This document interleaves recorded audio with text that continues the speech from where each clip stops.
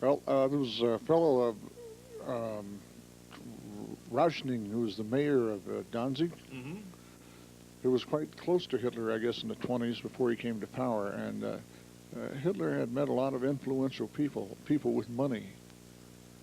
And one of them he confided in was this fellow Rauschning, who must have had an awfully good memory or rust to put down in his diary what Hitler said, because he said some, for the 1920s, some pretty alarming things that could have easily been misinterpreted.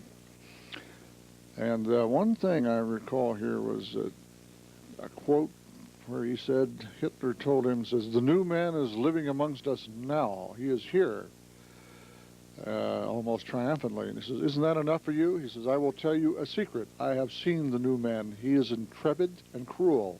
I was afraid of him."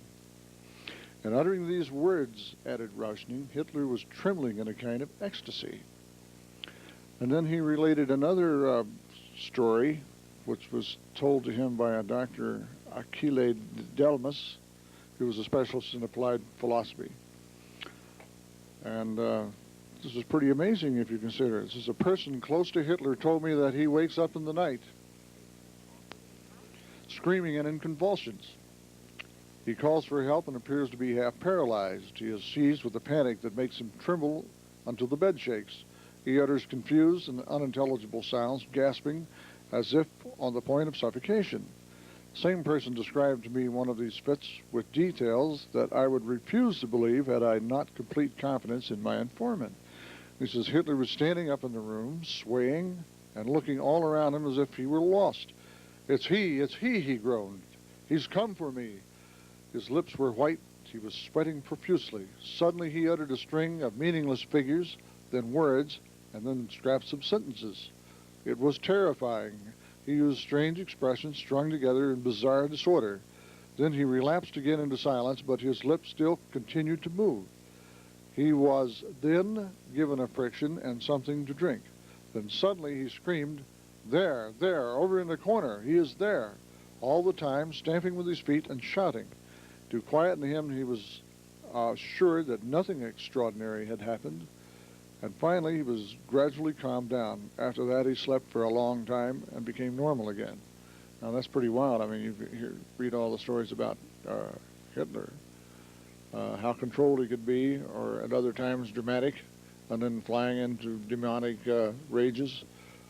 It's kind of unusual. Well, for anyone who has seen documentary films about channeling, about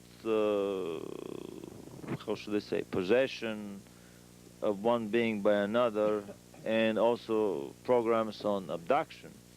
Oh, I mean, these are so common signs of one being trying to enter into the other, simply working out the the formula for controlling the other being. We were talking yesterday about a particular personality that may have been channeling directly through Hitler.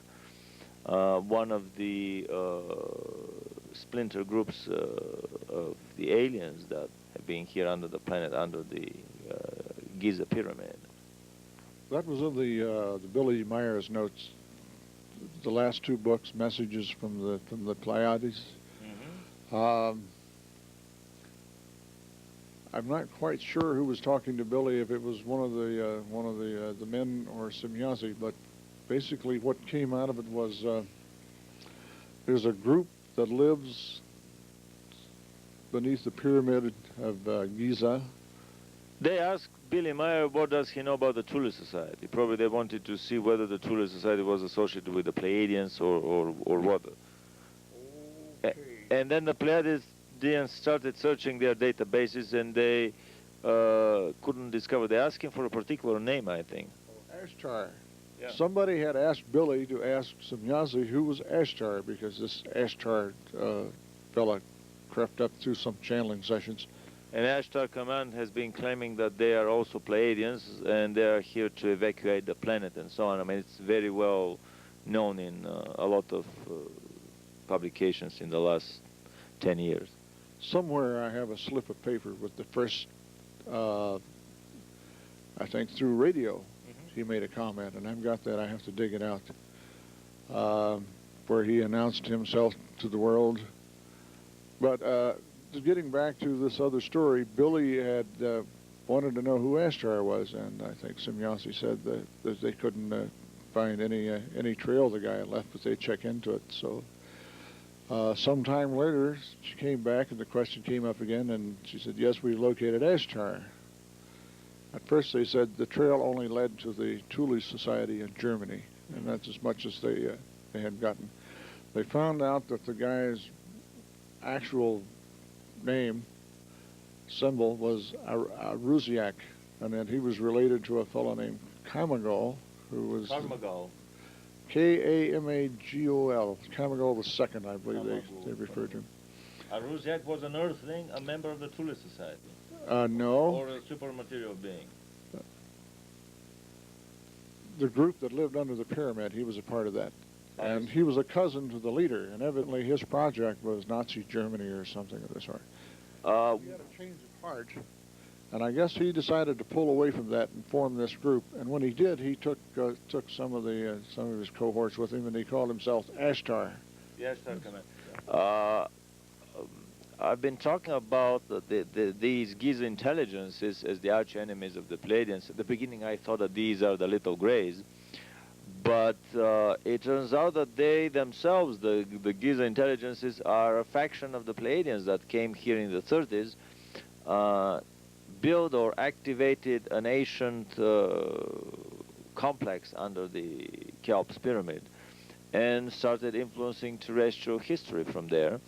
So here we come again to a very direct interface between the Thule Society and alien beings, but not of the high angelic or celestial level.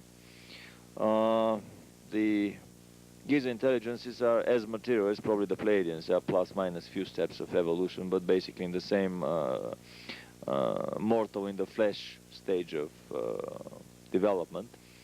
I remember also in the fascinating book Cosmic Conspiracy, where Standeo talks about the FBI boss Hoover trying to pinpoint the 10 members of the Illuminati Politburo.